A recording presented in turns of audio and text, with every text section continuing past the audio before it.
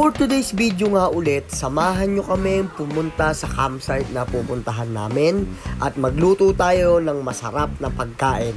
So ano pang inaantay natin? Umpisahan na natin to. Let's go!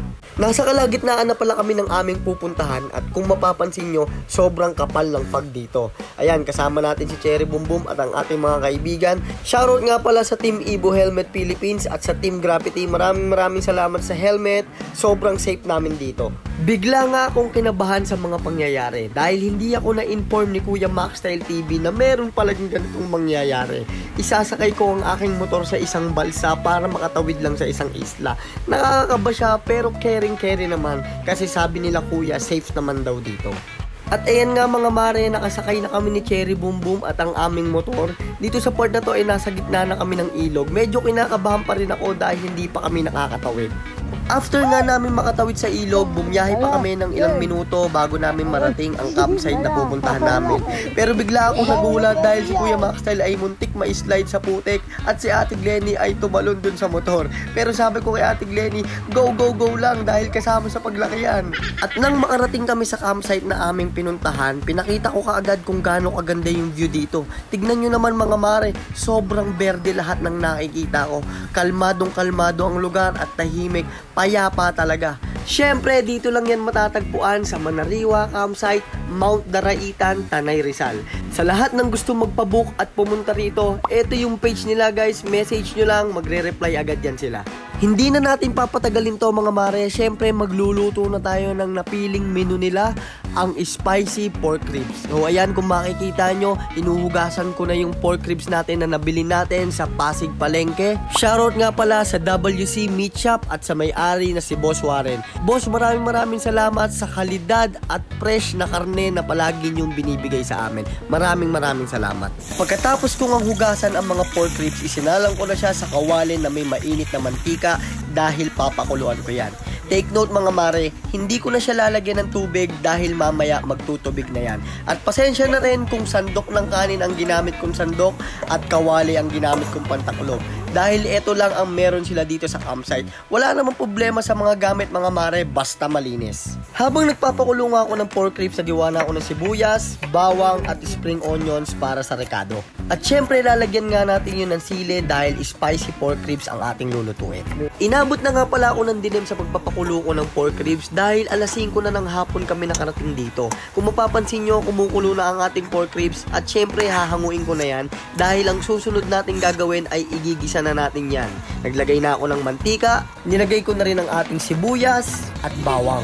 Igigisa lang natin ng kaunti yan para kumapit ang lasa. At nang magisa na ang sibuyas at bawang, inilagay ko na ang pork ribs. At nang mailagay ko ng lahat, hinalo-halo ko lang yan kasama ng sibuyas at bawang para kumapit dun sa baboy ang lasa. Pagkatapos kong ang haluin ay tinakluban ko ulit para kumapit lalo ang lasa. And after 10 minutes, naglagay na rin ako ng toyo para kumapit na siya sa karne. Kung mapapansin nyo sa video ko mga mare, wala kayong ibang maririnig kundi huni ng mga kuliglig. Napakakalmado talaga dito sa lugar na to. Kaya napakasarap at nag-enjoy din ako magluto. Naglagay na rin ako ng paminta at hinalo-halo ko lang ulit para mag-mix na yung mga ingredients natin. At pagkatapos kong haluin, tinakpan ko na ulit para kumulo. Kung mapapansin nyo, after ng pagkulo, medyo kumati yung toyo. Pinakati ko talaga yan mga mare dahil gusto ko manuot yung lasa niya dun sa karne. Syempre, maglalagay ulit tayo ng toyo, suka at oyster sauce. Sa pagluluto naman mga mare, kanya-kanyang style yan, kanya-kanyang diskarte kung paano tayo magluto. Basta ang kakalabasan yan, dapat masarap. At sa mga sangkap, tansyahan lang din naman ang ginagawa ko. Ito lang ang paalala ko sa inyo mga mare. Mas maigi nang magkulang kaysa sumobra. Dahil kapag kulang, mahahabol mo pa ang lasa, pero pag sobra, mahirap nang magbawas. After ngang kumulo ng ating pork ribs, naglagay naman ako ng Sprite. Kalahating mismo ng Sprite lang ang nilagay ko dyan. At pagkatapos, tinakpan ko na ulit. Pagkulo nga ulit ng ating pork ribs, syempre ilalagay ko na ang ating sili para maging spicy pork ribs na ito. At pagkalagay ko, hinalo-halo ko lang ulit para manuot din yung anghang. Pagkatapos kong ilagay ang sili, syempre tatakpan ko ulit yan para sa final boil. And after 10 minutes, okay na ang ating spicy pork ribs. Pwede na natin siyang hanguin. So hahanguin ko na yan mga mare. Tignan nyo naman yung texture ng ating spicy pork ribs. Naglalangis-langis at nanunuyot yung toyo niya. Sobrang sarap niyan mga mare. Hindi na natin papatagalin to. So syempre, since madami kami dito, hindi ako ang magpe-first bite. Ipapa-first bite or first taste ko sa kanilang lahat. Ano pang inaantay natin mga mare? So tara, tikman na natin to. Let's go! At ang ating first bite ay si Maxstyle TV. Tignan nyo naman mga mare, sobrang sarap daw ng luto ni Maxstyle TV. Halatang halata naman namumula pa yung tenga. Siyempre susunod ang kanyang asawa si Ate Glenny Vlogs. Yan approve din tayo dyan mga mare. Hindi na rin nakapag-intay ng first bite ang asawa ni Kuya Jessry na si Ate Princess.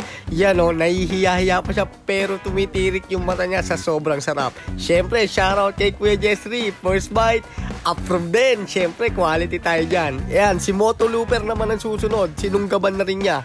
Anong masasabi mo, Moto Looper? Approve din tayo dyan. At ang asawa din ni Moto Looper na si Ate Nikki, tinikman na din. Nahihiya pa pero approve din tayo dyan. Hindi rin naman magpapahuli ang aking jowa na si Cherry Boom Boom. Approve din daw si Maxstyle TV. Tignan mo, napasubo pa ng kanin at sumasayaw pa. So syempre, natikman din ang lahat.